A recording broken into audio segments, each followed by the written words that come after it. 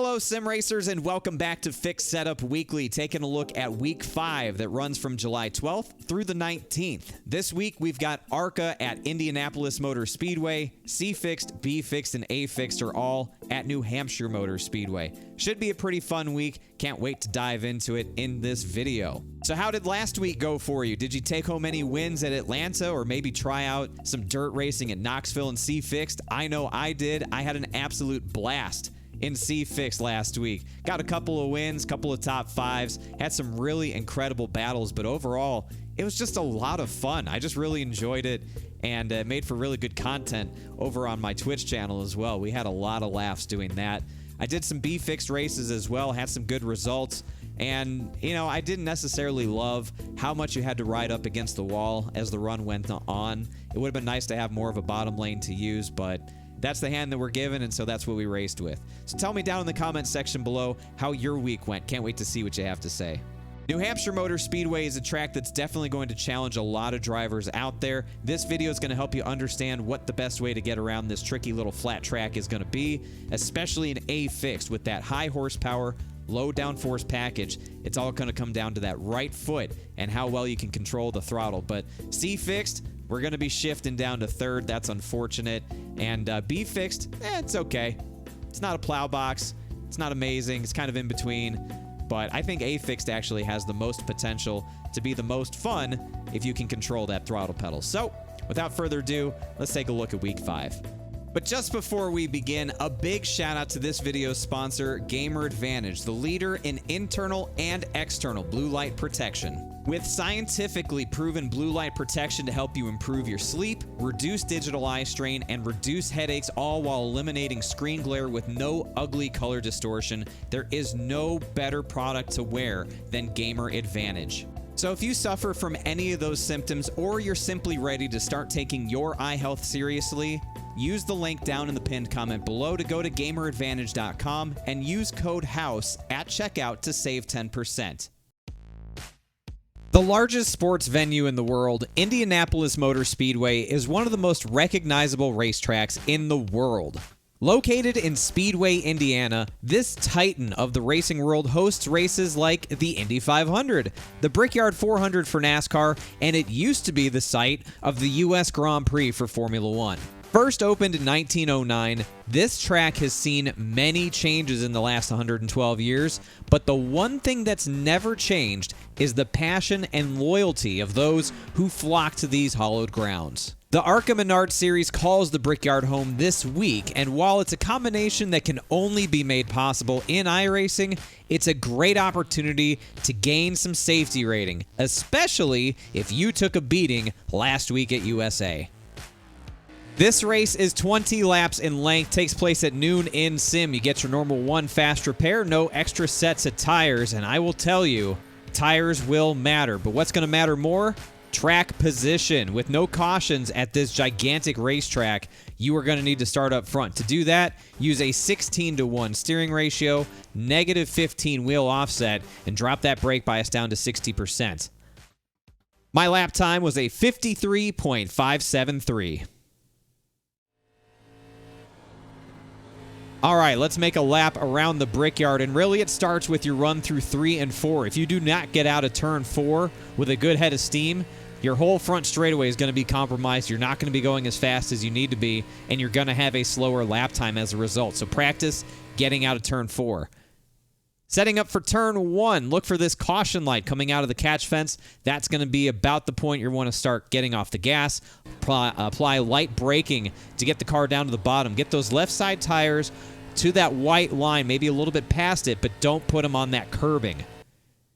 Turn 2, start turning away from the wall before you get to this caution light. And again, ease out of the throttle just enough to allow the car to rotate to the bottom. You see I held about half throttle there. Power through, get the car up onto the back straightaway. Just like getting out of turn 4, so important to exit turn 2 with a good head of steam. Long back straightaway, you want to carry as much speed as possible. Setting up for turn 3, look for this number 1 braking board coming out of the catch fence. You're going to want to start getting to the brake pedal just past that. Again, it's going to be really light pressure to get the car down to the bottom. Left side tires below that white line, but not onto the white curbing. That will upset the handling of the car. And finally, for turn 4, look for this gate crossover patch on the wall. That's going to be a point where you're going to want to turn away, ease out of the throttle. Again, half throttle, kind of like we did with turn 2. Back to the gas as early as you can, fight the car all the way to exit, and again down the long front straightaway to finish the lap.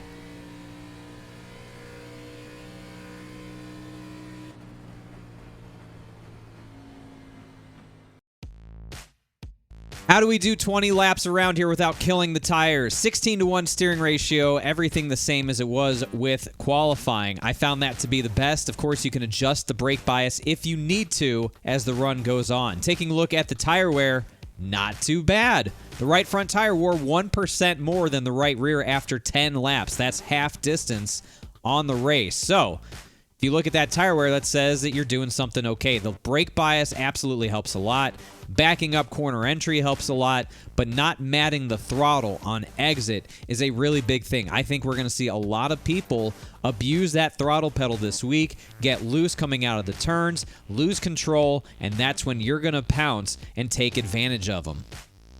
Taking a look at the lap times for this 10-lap run, kind of all over the place, but it's about 1.3 seconds of fall off, so if you extrapolate that out for a full race distance, should be about 2.5 seconds or so at that tire wear rate. Again, I kind of lost some pace from lap 8 to 9, but then I hit some consistent 4s on the last 2 laps of that run. Still learning as I was driving it, but what I found was that if you back up the corners and get out of the corners better, that's really going to help you out a lot. Slow in, fast out. But if anything, you need to prioritize learning how to get the car to the bottom of the track, getting those left side tires right to that white line and just over them a little bit, but staying off that curb.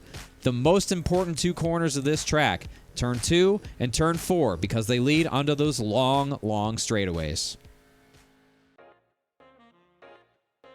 First opened in 1990, New Hampshire Motor Speedway plays host to C-Fixed, B-Fixed, and A-Fixed this week. Also known as the Magic Mile, this track is rich in NASCAR history.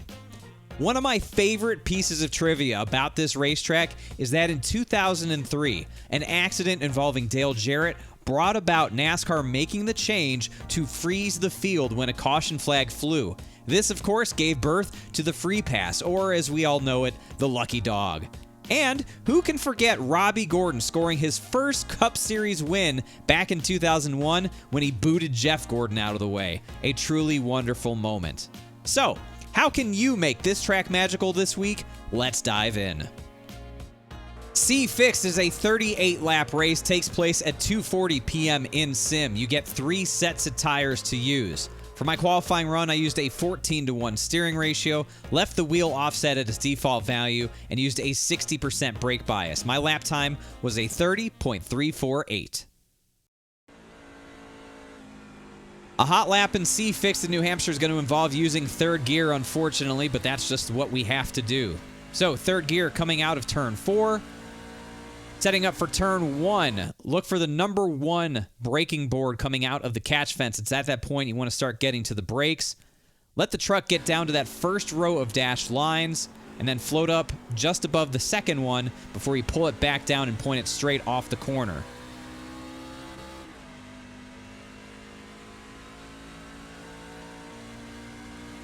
Same thing here in turns 3 and 4 at about the number 1 marker. Again, start getting to the brakes, pointing the truck down to the first row of dashed lines.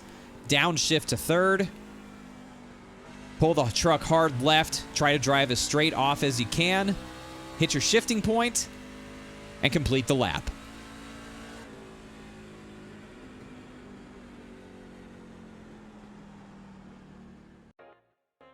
For the race, I recommend keeping the 14-to-1 steering ratio, default wheel offset, and 60% brake bias. I don't think any of that needs to get changed. However, my tire wear after 20 laps was bad. Right front worn 12% more than the right rear.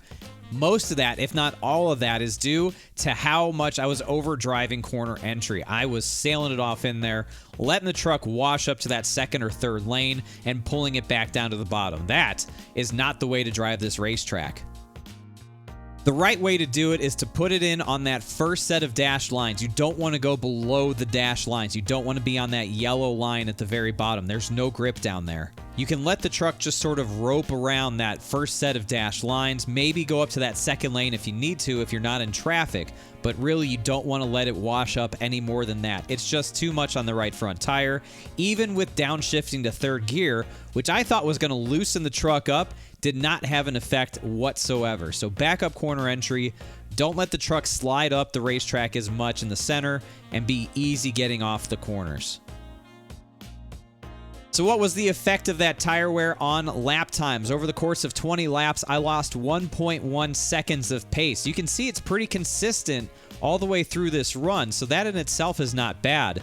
But with that right front tire being 12% more worn, I don't think a 38-lap run is going to be very competitive with that kind of tire wear. My biggest disappointment this week is the fact that we have to downshift to third and see fixed. There's no advantage to leaving the truck in fourth gear as you work through these turns. If you do that, you're just going to be slower. I tested it. I tried it. Every time I did it, I was just slower every lap if I didn't downshift to third. We've seen this same thing at places like Phoenix, and I'm really disappointed that we have to do it here in New Hampshire. But that's the sandbox that we have to play in, so we got to make the best of it. Coming off of one of its better weeks in recent memory, now Be Fixed comes to New Hampshire Motor Speedway. Is it a plow box? Is it loose? Well, I'll tell you in a moment. This race is 40 laps in length, takes place at 2:40 p.m. in sim, and you have 3 sets of tires at your disposal. For qualifying, I recommend using a 14:1 steering ratio, default wheel offset, and a 60% brake bias. This car needs help under brakes. My lap time was a 30.620. Thankfully, no shifting required here to hot lap in the B car. Get a good run off the top side, carry a lot of speed down this front straightaway.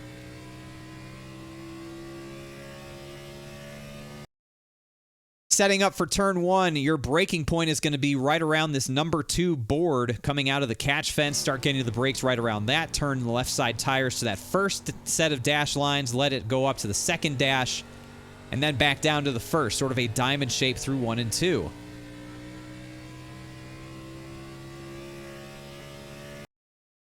Same thing down at this end of the speedway. Look for that number 2 braking board as your braking point for turn 3.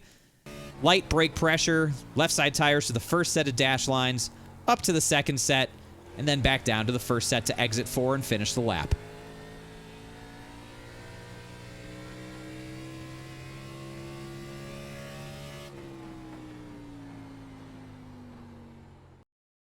For my 20-lap run, I kept the same steering ratio, same wheel offset, same brake bias as I did before. My tire wear was better than C fixed. The right front was only 9% more worn than the right rear.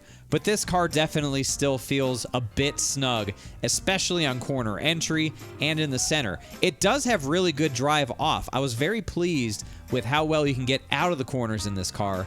You just can't afford to overdrive corner entry, and you certainly don't want to do that because it'll mess up the center. You'll never be able to get back to the gas, and your whole lap time and tire wear will be ruined. Now, taking a look at the lap times and the result of that tire wear, over the course of 20 laps, I lost about 1.4 seconds of pace. Not too bad. Not too bad at all. The car drove really consistently, I felt like, for most of this run. You can see there was a bit of a fall off after about 12 laps. That's when I really started to feel that lack of front grip, especially in that right front. So, you know, maybe after 12, 13 laps of hard charging, you're going to notice that lack of front grip. You got to dial down that brake bias a little bit. That will help with your corner entry. But again, with this car being sort of neutral to snug, but again, good drive off, the line that you take around New Hampshire will play a bigger role than anything else. Back up corner entry. Don't slide that right front by overdriving, carrying too much speed. It's very easy to do. This is a deceptive racetrack. Take care of your tires, and they will take care of you. A-Fix comes to New Hampshire Motor Speedway with the high horsepower, low downforce package, and it is an absolute blast to drive around here. If you've got good throttle control, you're going to have a good time. This race is 55 laps in length, takes place at 2:40 p.m. in sim, and you have 3 tire sets at your disposal. For qualifying, I used a 12-to-1 steering ratio, 60% brake bias. You're going to want that fast steering ratio. This car is a handful, but so fun to drive. My lap time was a 29.642.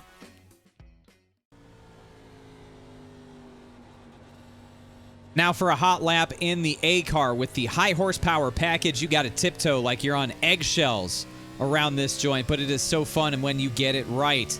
Setting up for turn 1. Keep an eye out for this number 2 board coming out of the catch fence. That's about the point. You're going to want to start getting to the brakes and getting down into turn 1. Same sort of line that we've taken with the other cars. Let the car float up. Right side's just about that 3rd set of dashed lines, and you should be able to power down from there. Setting up for turn 3, same thing. Look for that 2 board. Again, when you're going to start getting to the brakes, pointing that car down to the first set of dash lines. Let it ride up in the center, and then dime it back off to get out of 4 and complete the lap.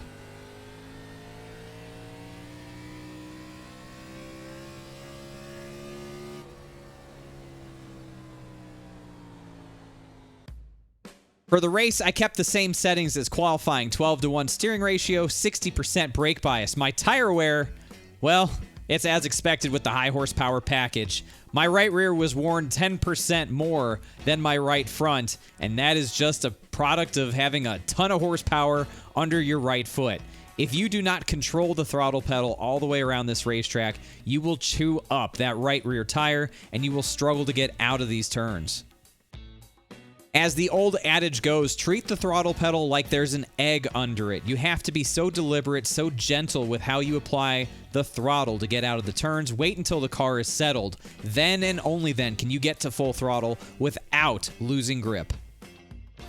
Taking a look at the impact on lap times over the course of 20 laps, I lost about 1.5 seconds of overall pace. I could feel it all the way through, but every time I did get loose or had a bad lap time, it's just because I wasn't treating the throttle pedal very nicely. You have so much control over how this race is going to go simply by how gentle you can be with the throttle pedal. I know I sound like I'm beating a dead horse with this, but that's really all that matters. If you're careful with that right foot of yours and using the throttle pedal gently to make sure that you aren't spinning the tires, getting loose like that, that's not the way to get around this joint. You need to be smooth. So if you can't be smooth, you're probably going to struggle this week. How do you get smooth? Practice. But if nothing else, try to practice holding 50 to 60% throttle pressure all the way through the turn until you're on the straightaway and then roll into full throttle. Practice doing that before you even jump into a race. You'll be surprised how much better you can get at being smooth with the throttle with an exercise like that. And that'll do it for this episode of Fix Setup Weekly. Thank you so much for watching. I really do hope that it helps you out. And if it does, remember, help me out by leaving a thumbs up on the video and a comment down below. I'd love to get your thoughts on this week's racing combinations, what you're looking forward to, what you're not looking forward to, and why. Tell me all that down below. But also, if you enjoy this type of content, share it out there with your friends on social media, Reddit, whatever it may be. The more people we can bring into this community, the more people can get the same help that you might be enjoying as well. If you're new around here, I'd love to see you join our community. Hit that subscribe button, ring the notification bell as well. We'd love to see you around here more often. If you're one of the OGs of the channel, thank you so much for your continued support. If you want to watch my iRacing adventures, you can do that over on my Twitch channel, linked down in the description below. And if you want to get in touch with me and keep up to date on everything I'm doing, you can follow me on Twitter. That's also linked down in the description below. Again, thank you so much for watching this video, and have a great week of racing.